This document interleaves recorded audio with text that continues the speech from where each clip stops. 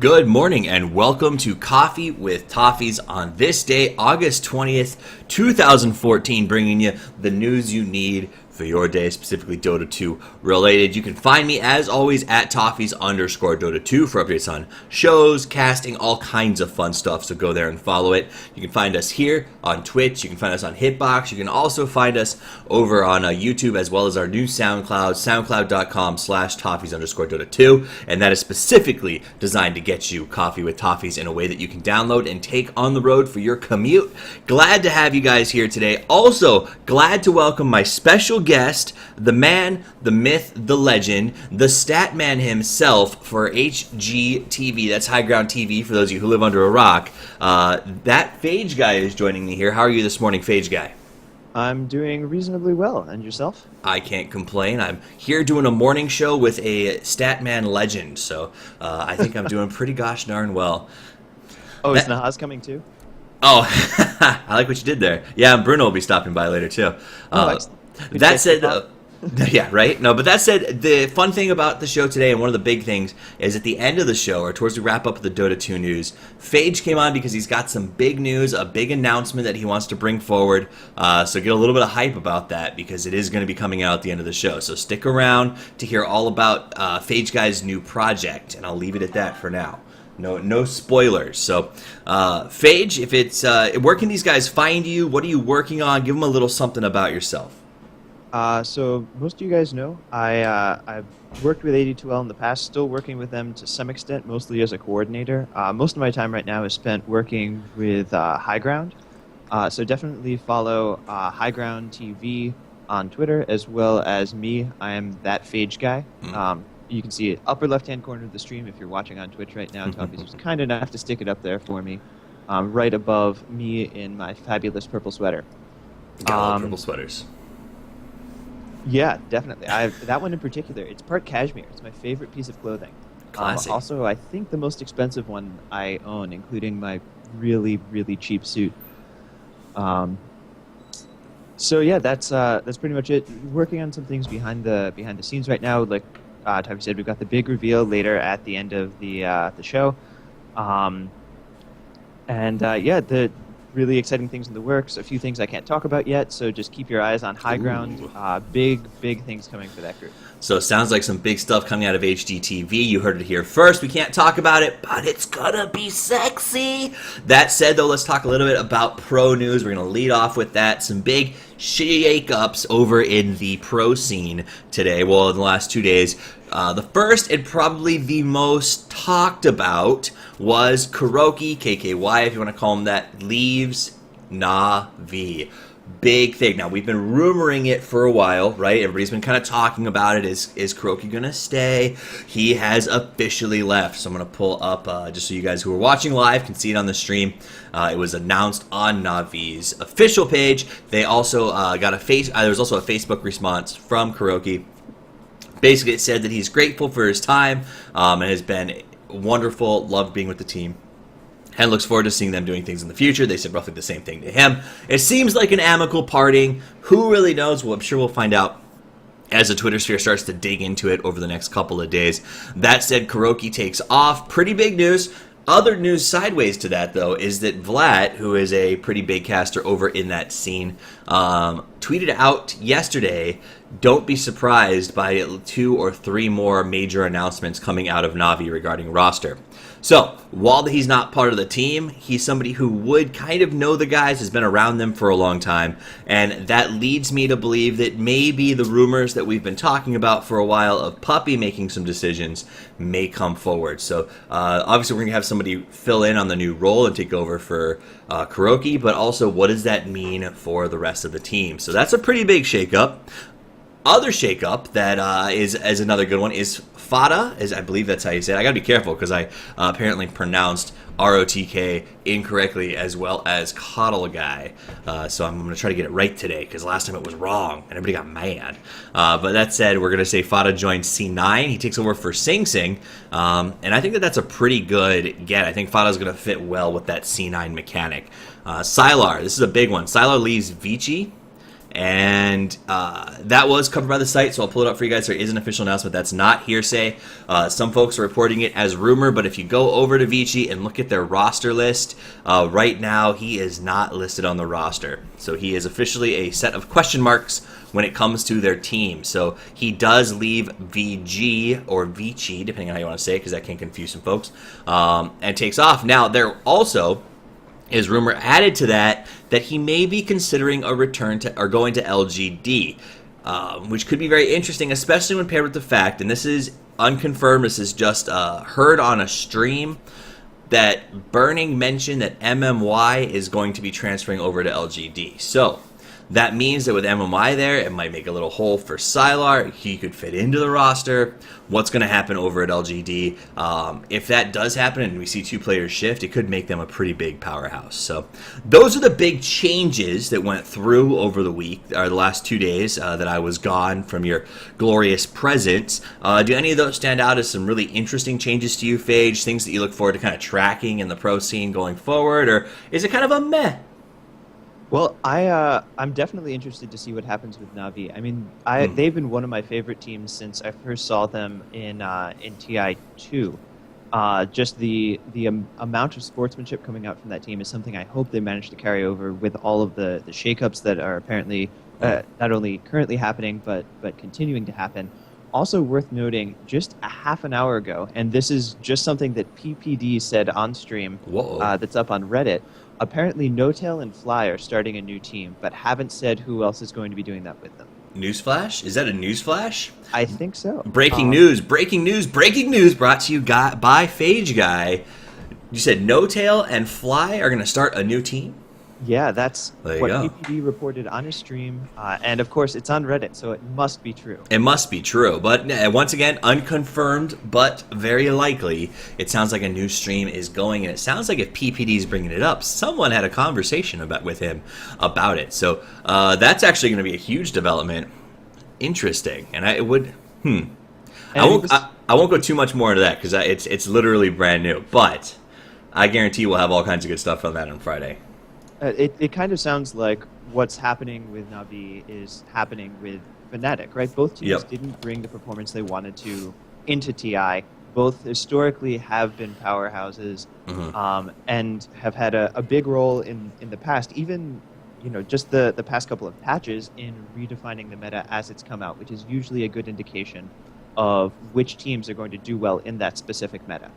So up until, say, 6 months ago, both were still top-tier teams. And then when TI rolled around, both of them tanked hard. And so this is exactly the type of shakeup that I think most people were expecting. And I'm really excited to see where it goes. Personally, I'm really hoping that a few more players will get pulled up sort of from the pub scene, get trained up to the pro level, if only to expand the roster of general names that are talked about in the pro scene, and to provide some new interesting injections into the pro metas that we see developing. Absolutely. So that's your pro news. We're going to move forward so we can keep this train rolling downhill. A lot of good stuff, and we'll track it all so we can give you some more confirmed updates on Friday. But big things that have come out, a bunch of upcoming tournaments were announced this week. Number one, the Bounty Hunter series that will be played over on Hitbox TV is going to be a $1,000 prize. If you don't know the Bounty Hunter series, it basically runs for like 2 days. And the way it works is 4 teams battle it out for an ultimate winner. That winner goes up against the last Bounty Hunter winner, and the winner takes all. And then the winner gets the free invite back to win the $1,000 by beating one team next time there's a Bounty Hunter. So it's kind of a great deal if you can win. That said, it's going to be cast by Pimp. I think he said Pimp Muckle is going to be casting that one, and it's going to be UG, our Union Gaming, Sneaky Nicks Assassins, CNB, and Stay Green as the 4 teams competing, and the winner will go up against Na'Vi, so Na'Vi US, if you will. Second one that was announced, it's a little bit bigger than that, is the excellent Moscow Cup. Is going to be a $60,000 prize pool. Pull up the list of teams that are going to be over there for that game, and that's going to be Power Rangers, Empire, Meet Your Makers, Team Tinker, which is going to be a fun one, Denial Esports, Fnatic, Moscow 5, Virtuous Pro, NVMI, Relax, and Natus Vincere. And I do want to point out that I believe Fnatic was added to that literally an hour ago when I checked this website. They weren't on there, so that's that has changed recently. Let me double check that. Yeah, Fnatic was literally added to the website after I woke up this morning. So that's a new team that's going to be in it. It's going to be a great tournament. That also being cast by Pim Muckle, who's very busy right now, apparently. We'll also be doing a big LAN final for them. So if you're a fan of Pimp, it's a great opportunity for him, and we get to watch him on a LAN for the first time. So that'll be pretty sweet. And last but not least, the new Starladder 10, my favorite tournament. The tournament that got me into Pro Dota is going to be starting up on August 20th with an $80,000 prize pool. Plus, $2.5 of every ticket sold go into the pool as well. So I expect that to get pretty gosh darn beefy. And those are your big upcoming tournaments as far as what's coming down the pipelines for the pro scenes. Do you have, out of those three, have you watched any of them? Do you have a favorite of those tournaments? I'm really excited to see Pimp live in action with his scarf at the Moscow Cup Finals. Absolutely. And it sounds like they've got a really good roster of teams there. As we've already mentioned, the new changes coming out from a number of teams, including in particular Fnatic and Na'Vi, will be really exciting to see. I'm imagining that since this is the first big LAN that they'll be involved in, this is going to be sort of the big reveal for those new teams. So absolutely, I'm looking for them to really try and make a splash. That should be very exciting to watch, both for the casting and for the sort of introduction to new teams that we'll hopefully see there. I love Starladder as well, so I'm looking forward to that, especially with my wrists out of action as they've been. I've got less and less that I can do in lab, and I've been filling most of that void by watching Dota. Nice. And so I'm hoping that if my wrists continue to be bad, I'll at least have some excellent Dota to watch with all those Starladder games that happen. Nice. And to keep in mind, out of that roster list, Power Rangers is a team who's been around for a long time over in the Moscow Cup, but haven't been playing all that great since even back in Starladder 7. So they've been playing really well the last month or two. So I look forward to seeing them in the tournament. Virtus Pro is a team that's been kind of on the fringes, but has put together some good roster changes. Moscow 5 is sort of like their big coming of age. Same with Team Tinker. So it should be pretty impressive to see sort of like a lot of these newly formed team rosters showing up, just like Phage said, and giving us one heck of a show. So look forward to that. Now, let's talk about, another tournament news, one that was kind of shocking, is the WEC canceled their European and American qualifiers. They just finished up the SEA qualifiers. Those ran through last week. They're gone. No more qualifiers for the other regions. And C9, EG, and one other team that has not been announced yet will have been invited to the WEC finals overseas. So interesting that it was canceled. Not sure why. Now, is WEC the same? I'm trying to remember, Phage. Is that the same group that was had that big Reddit, Twitter scandal about paying out teams for winning? Shoot. I can't recall off the top of my head. I'll look into it, guys, and I'll pull it up Friday because I just remembered that might have happened. I don't think it was. Okay, so it might have been one of the other tournaments. That said, though, there's been a little bit of back and forth with kind of like the Chinese teams and where they're going to fall out, how's the tournament's going to look, how are payouts happening. And it's interesting that they chose to cancel the American and the European qualifiers, yet still run the SEA qualifiers. So I don't know if it's a shared culture market or what's going on, but they definitely are not running the qualifiers that we were expecting to see here in the States and Europe. So still, though, good teams to be invited. They should be fun to watch. And that covers up our pro competition news. Let's talk a little about what pros are doing outside of Dota, because today there's been a couple of things.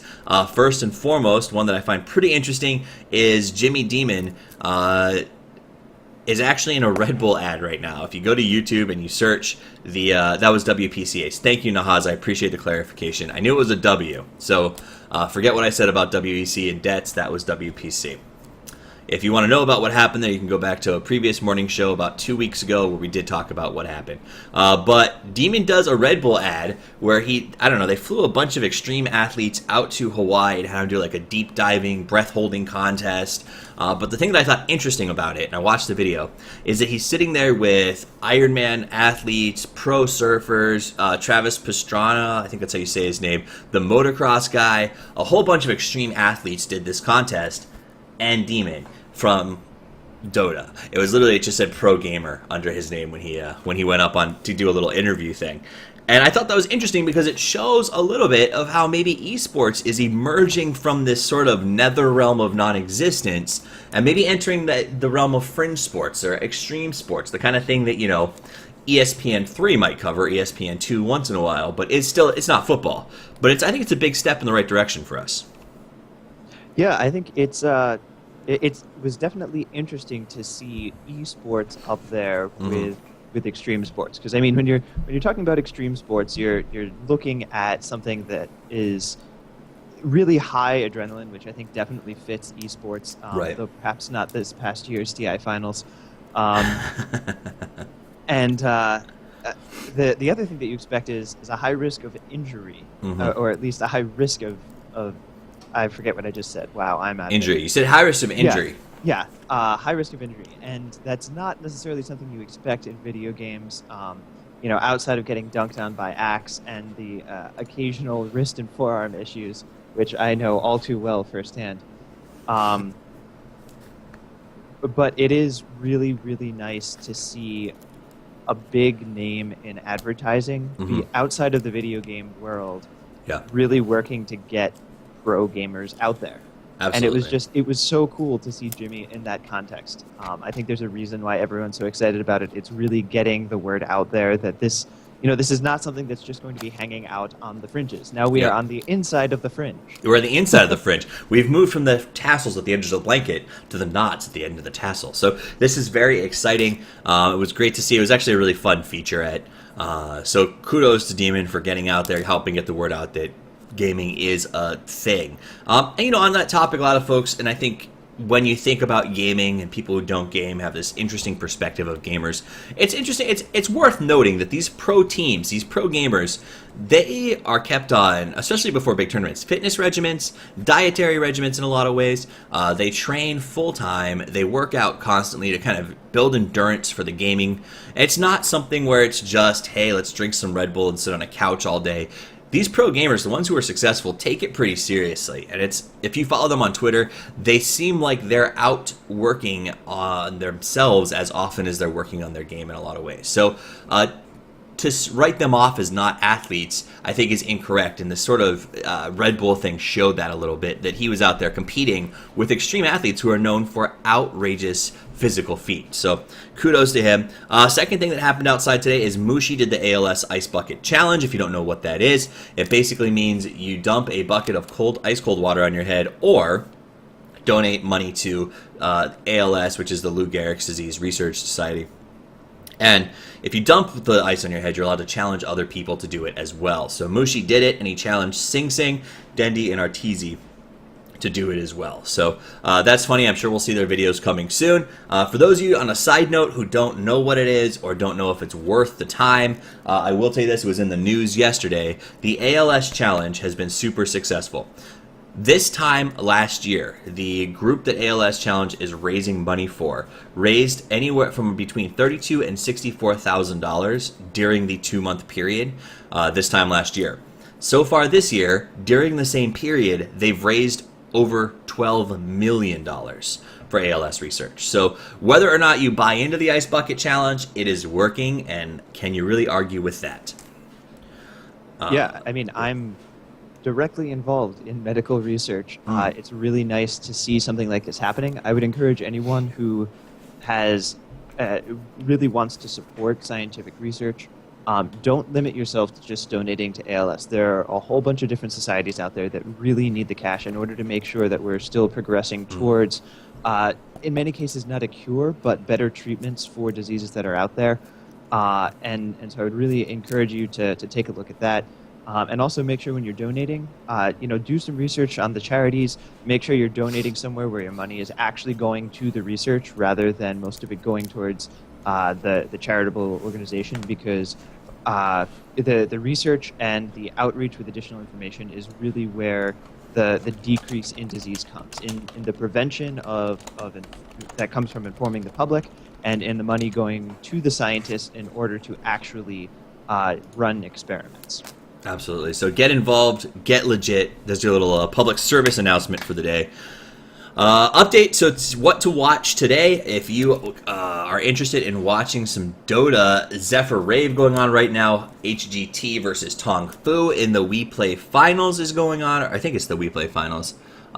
Is going to be going on in about 10 minutes or so. I just got a message from Gorgon that said around 8 o'clock he's doing a massive game over on Join Dota. So if you like Gorgon the Wonder Cow, a friend of the show, go check that out. Let's see, Interactive versus MSI, not that. Myth Trust versus Invasion will be in about an hour's time.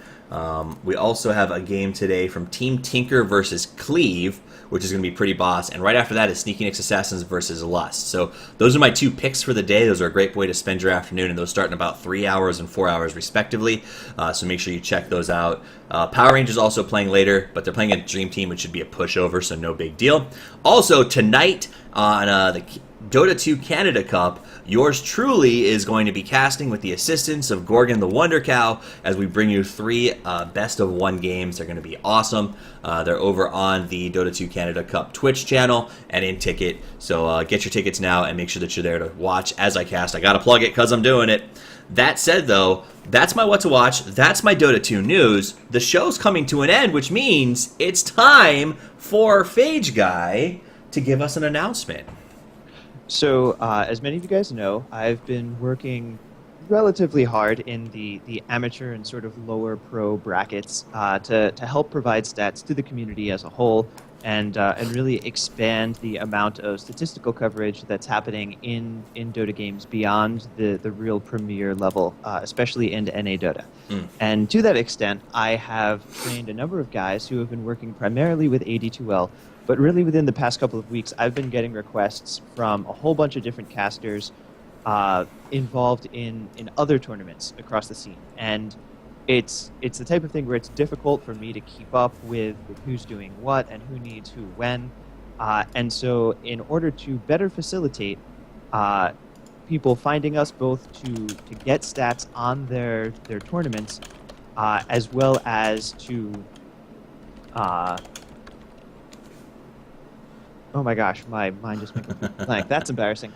To find us to get better stats on their tournaments, as well as to learn how to run stats in general for anyone who's interested, we are forming a stats group. We're the Standard Deviance Stats Group. You can find us on Twitter at STDEV Stats.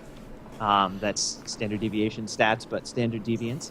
And I'm happy to announce the founding members. We've got LDJ, who's actually going to be running stats for Gorgon this morning over on that big game.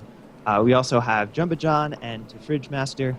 We've also got 2 folks in training right now, and in addition to me serving primarily in a mentoring role, at least at the beginning because my wrists are still not doing well, Gorgon, the Wonder Cow, who does have a strong background in statistics, will also be joining us to serve as both a stat man. He said he was interested in running some more stats, as well as helping to mentor new folks who are coming in. And we have Nahaz himself, the man, the myth, the legend, has agreed to be a mentor as well. And so we've got sort of both the Join Dota and the HGTV stat guys standing by to help you learn stats as well as to help you get stats on your tournament. And this is not something that we are planning on charging for. The goal of this is not to make me or anyone else bundles of money. If you want to come and make bundles of money, look elsewhere. The goal with this is really just to help the community.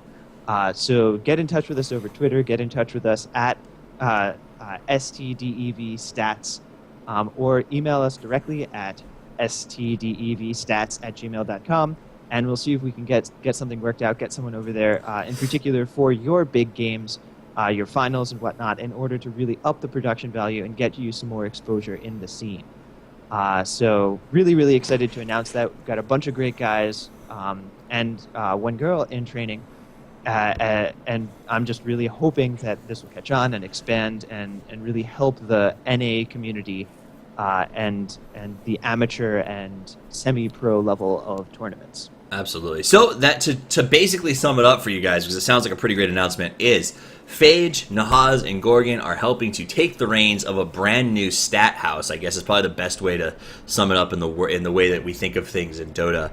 And if you have a tournament, if you're an organizer and you're interested in having stats become part of your what you bring to the crowds, which I think is a huge thing that is underestimated the value of. So if you are interested in having that, get in touch with Standard Deviants. You can it's STDEV on Twitter. Just tweet them, let them know you're interested, and they'll get back in contact with you. I'll probably be helping out with some of the contact. Get some of those Statmen onto your tournament. Make it look good, make it look clean. And if you are interested in being that guy who runs stats, if you love spreadsheets, if you love numbers, if you love things that bore the crap out of me, then you need to also tweet at STDEV and say, hey Phage, I want you to show me how to turn numbers into amazing F10s. And he can do that. So recruiting as well as offering services, it's free, it's available. Get there, get on it. I think it sounds like a great idea. I'm excited to have you guys doing that, and I'm excited to be working with you in some capacity. Pretty stoked on that one. So STDEV is it also stats as part of the Twitter, or is it STDEV? It's stats as well, Okay. for both the Twitter and the Gmail. So STDEV stats, that's Saint Dev Stats, basically, if you want to tweet at them and get rolling. So that is, I believe that's what we got for you today. I usually go into like gaming news and stuff, but there wasn't that much in gaming news this week. More importantly, we're already about 6 minutes over time budget, so we will simply do our sign outs and wrap up, and I will leave you to investigate CNN on your own today, but I will tell you, go look, because the #1 story on CNN is a horrific one about a journalist who was executed over in Syria by ISIS militants as a threat to President Obama. So that's a pretty big story. I wish we had time to really dig into it, but we don't. So that said, I want to thank Phage Guy for coming on the show today. We really appreciate you being here. You can follow him at that Phage Guy. Make sure you hit up at STDEV stats over on Twitter as well, his brand new stat house, and get your stats for your tournament. Any parting thoughts before we cut and head out? No, everyone have a great day. Excellent. Good luck, have fun. All right, and that said, as always, you can find me at Toffees_Dota2, as well as all of the different avenues that we promote this channel. Working on the podcast, we'll hopefully have it up by this week or next. I know Way over at HGTV has said that if I don't get passed by SoundCloud, then he will help me build a site to get the RSS up and running, so we should have that pretty soon. Other than that, though, it's been great spending my morning with you. I'll be back Friday with even more news, all the best in Dota and otherwise. So enjoy that. We'll play some music after the cut. And as always, guys, Toffees out.